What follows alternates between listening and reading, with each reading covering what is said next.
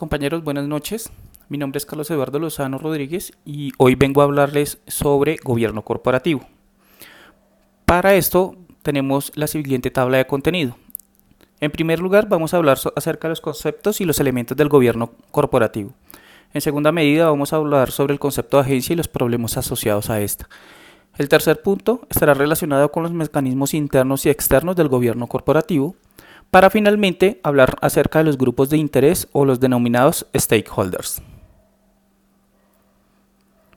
Vamos a hablar un poco acerca del concepto de gobierno corporativo. Esto no solamente es un elemento que sirve para incrementar la productividad, también es un factor determinante para el control de los niveles de riesgos a los que se encuentran expuestas las entidades. El gobierno corporativo debe contener los siguientes elementos.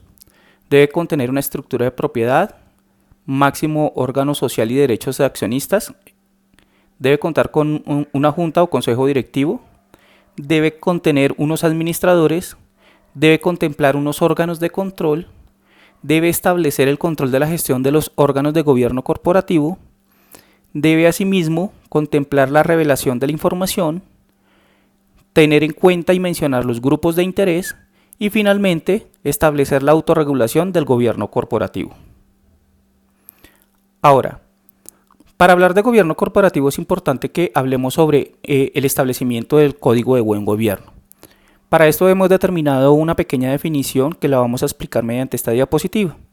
El Código de Buen Gobierno es un conjunto de normas que establecen derechos y responsabilidades para que el conjunto de órganos internos, que son la Junta Directiva, el representante legal y los administradores, el auditor interno y el revisor fiscal, puedan cumplir con los objetivos de la gestión de la empresa. Estos objetivos específicamente contemplarán la estabilidad, la seguridad y la confianza, la promoción, el desarrollo del mercado y protección del consumidor financiero, que es uno de los elementos más importantes. Ahora vamos a hablar sobre el siguiente punto, que es el concepto de la agencia. La agencia se establece cuando un principal delega ciertos derechos en un agente y este agente está obligado mediante un contrato que puede ser formal o informal para defender los intereses del principal y como contraprestación el principal pagará una remuneración bajo la forma que sea establecida hacia el agente. Ahora bien, la figura de la agencia tiene algunos inconvenientes o algunos problemas. Nosotros hemos encontrado dos tipos de problemas. Uno, en cuanto a la clasificación. Estos están enfocados hacia la eficacia de la figura de la agencia. Una de las partes de la selección es cuando en la selección adversa o antiselección se elige o se selecciona solamente bajo una de las condiciones contractuales y solamente bajo solo este aspecto se establece su eficacia. El otro punto de la selección es la selección al azar o moral, donde podemos tener un agente con muchas capacidades profesionales, pero solamente escogemos una parte de estos componentes profesionales para medir su eficacia, en cuyo caso el agente solamente se enfocará en desarrollar estas capacidades. En cuanto a la relación y la confrontación tenemos tres tipos.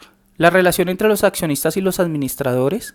El segundo es la relación entre los accionistas mayoritarios y los minoritarios y el tercero sería la relación entre las empresas y los grupos de interés.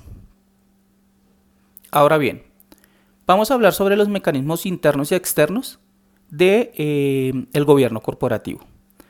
Aquí podemos encontrar dos mecanismos, unos internos y otros externos.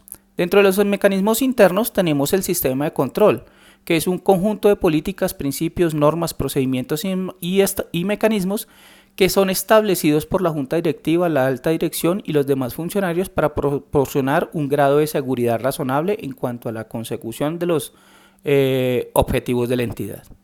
Y la otra es la gestión integral de riesgos. Esta evaluación es realizada por las delegaturas de riesgo y quedan plasmadas con los correspondientes informes que son presentadas a la Junta Directiva. El otro mecanismo son los mecanismos externos que estarían contemplados por la revisoría fiscal, que es la encargada o su función principal es la de revisar los estados financieros de manera regular y adecuada para que estos sean fiables acorde a la realidad de la empresa. Y la otra parte es la auditoría interna, que es la que lleva a cabo el examen de todos los procesos para evaluar los correspondientes controles y establecer si estos son eficientes o no. Ahora, vamos a hablar con respecto a los grupos de interés o los stakeholders.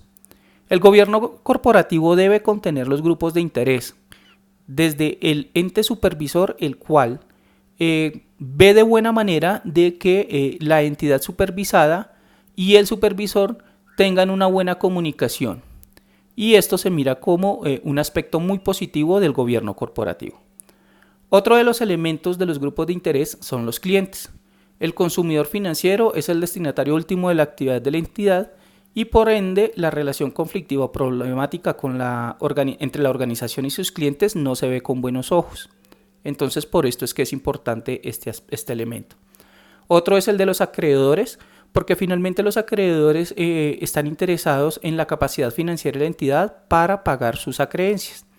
Las relaciones entre la entidad y los acreedores son un indicador de alto grado de responsabilidad por parte de la entidad. Otro elemento son los empleados, en la cual es muy importante un adecuado clima organizacional y es necesario para un óptimo desarrollo de las actividades de la organización. Y finalmente tenemos a la comunidad, que son las relaciones que tiene la entidad con la comunidad dentro de la cual ésta presta sus servicios y cualquier aspecto que pueda afectar el desempeño de las mismas. Por esto es importante que éstas cuenten con políticas y estrategias claras que sustenten las relaciones entre la empresa y la comunidad. Muy bien, para la anterior presentación nos hemos basado en la siguiente bibliografía.